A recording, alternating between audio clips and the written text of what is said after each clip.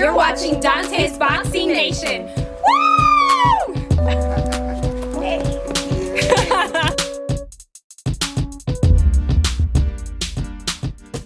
Steve Willis, on behalf of Dante's Boxing Nation. Oh, you Dante? No, I'm not Dante. Oh, no. I'm about to say, this is Dante? No. I finally caught Dante? Put that on camera. Okay, it is. I finally caught fucking Dante? No, this ain't Dante. I'm his friend. I'm his great friend. He couldn't make the trip. But oh, hey, he's supposed to be here for this one, man. it's a big fight, right? He's supposed to be here for that shit, man. Was there any trash talking in the ring? No. No talking? No. There ain't no trash talking. No, there was no trash talking. Every time you do a fight, you trip now. It's your facial expressions now. Y'all need to stop watching me and watch the fight. That's man, I've been wanting to say that for the last 3-4 fights. Stop watching me, watch the fight. Ain't nothing to see here. What impressed you in the ring tonight? Ability to take, both of them ability to take good punches. Yeah, they both had some serious exchanges. They both had some serious cuts. Oh, Sean was cut as well? Sean was cut too. Okay. He was cut early on. I think it was the 4th round, but his was under control. And then that big gash on Keith was pretty intense.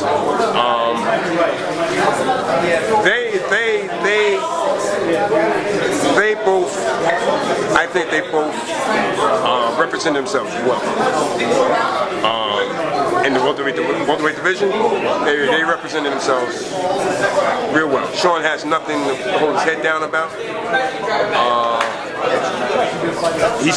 I think guys are still going to be scared to fight him. I think he did a hell of a job. How does it know that you could potentially referee fight of the year? That's cool. That's cool. That's a lot of fights during the year, man. That's why when I came out here and I was talking to people, I was like, was that fight as good as because I couldn't tell when I'm in the ring. When you're in the heat of the battle, you can't tell. So, yeah, fight of the year. Is that good? I think either this fight or Salido Vargas 2 weeks ago. Yeah, Salido, that's now that. Let me ask you.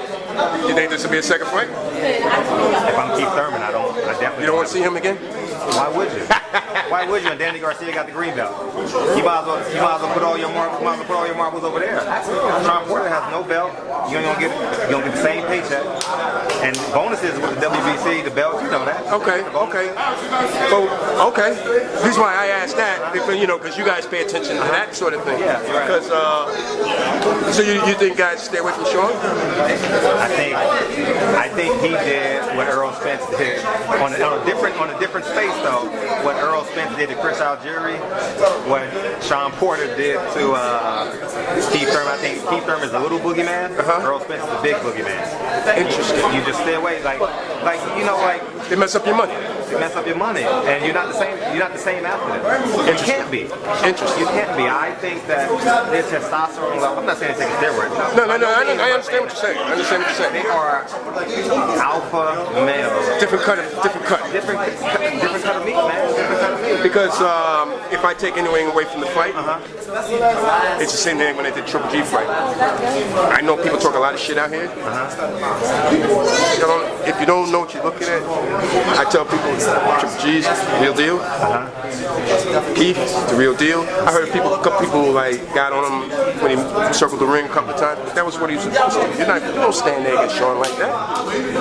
That wouldn't have been the smart move. And then he stepped to the center. After that, he stepped directly to the center. Okay, he's not here. You know what I mean? Yeah. So. Check this out.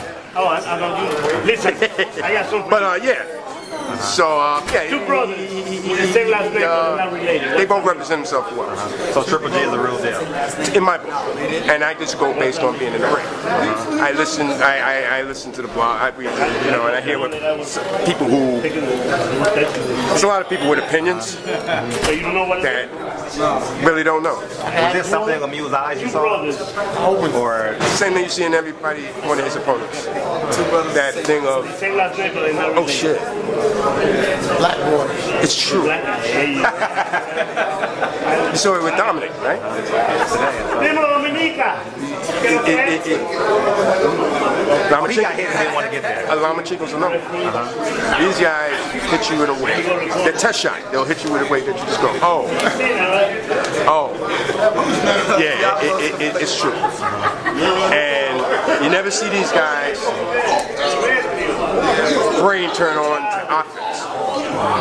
The moment the bell rings, it's all defense. These guys never think, they're never allowed to establish. Whereas like tonight, Sean was allowed to think offense. See, when you have a guy who you can't even get to the offensive point because you're too busy trying to deal with what's coming at you.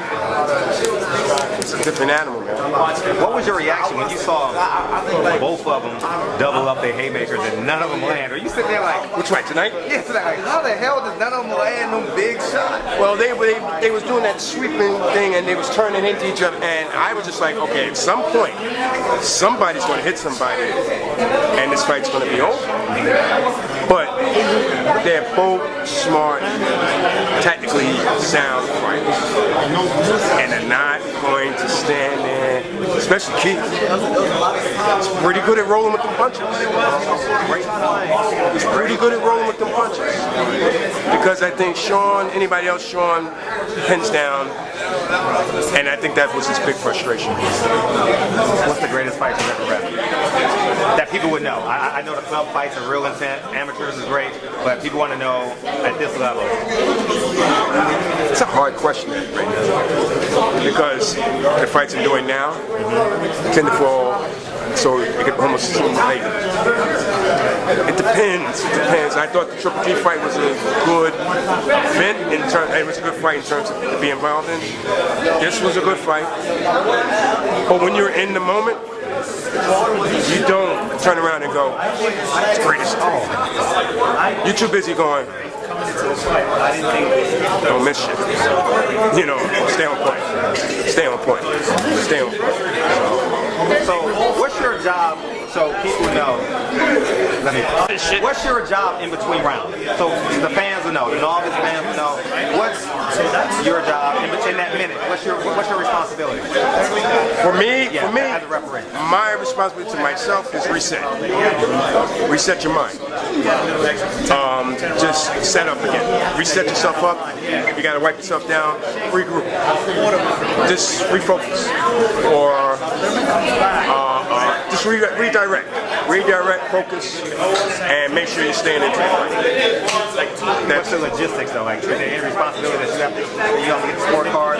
No, you wait 10 seconds and 5 seconds, and you go and you pick up your scorecards, give them to the commission, and you go to your corner. You just, like I said, you go over in your head what you want to deal with the next round. If there's something that you don't want to happen again, you might go from there. If there's something that you need to address, you think it out quickly in your head. But there's really not much really to do. I try to stay out of the corners. The 1 minute is the fighter's time. It's not my, I stay out of the corners. It's best for most of the game. Appreciate you for your time. No problem, brother. What's your name again? Frederick Hong Kong. And tell Dante, man, you're supposed to be here, man. What's up, man? Man, why you beating the boys up like that? This is Bobby, and you're watching Dante's Boxing Nation.